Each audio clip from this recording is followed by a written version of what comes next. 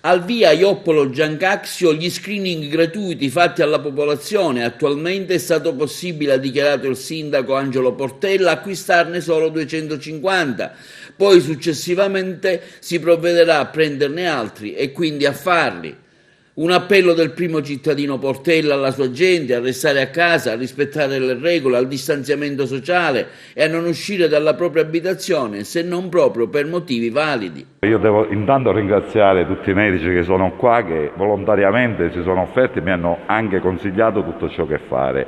E come comune stiamo cercando di fare questo screening che per ora limitato, perché ne abbiamo presi 250, ma cercheremo nei prossimi giorni di acquistarne altre per cercare un po' di continuare questo lavoro iniziato. La situazione attuale del Comune di Ioppolo? Fortunatamente siamo senza nessun caso di Covid, quindi speriamo di riuscire a mantenere questa bella posizione di non avere nessun contagio. L'invito alla popolazione è sempre lo stesso: cerchiamo di mantenere il massimo e attenerci alle regole che dà il Ministero della Salute, quello di distanziamento, uso della mascherina e uscire solo ed esclusivamente per quello che c'è di bisogno, proprio per le necessità e basta. A eseguire i tamponi la dottoressa Maria Giglione, che afferma come fino ad ora Ioppolo Giancaxio è stato un paese esente da Covid per via della popolazione che ha seguito e rispettato bene le regole. Speriamo di continuare così e esorta anche la gente a continuare a farsi i tamponi e non abbassare la guardia.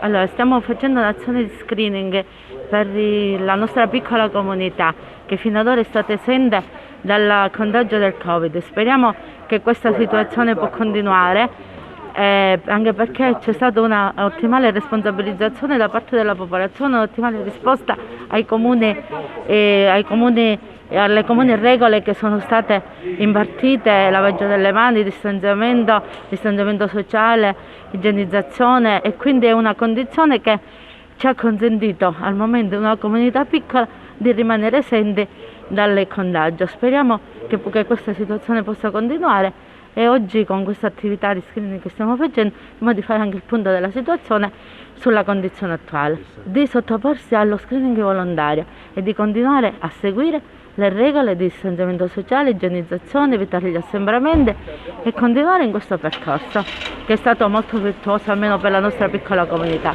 Ci auguriamo che anche oggi, come anche nei giorni precedenti, i tamponi siano tutti negativi, però non dobbiamo assolutamente abbassare la guardia.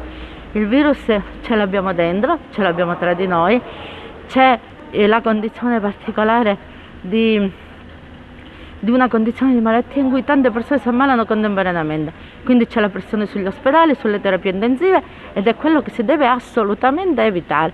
Lo dobbiamo fare per i nostri anziani, per i nostri piccoli, per tutti gli operatori sanitari che sono in prima linea, in trincea, a combattere questa brutta pandemia.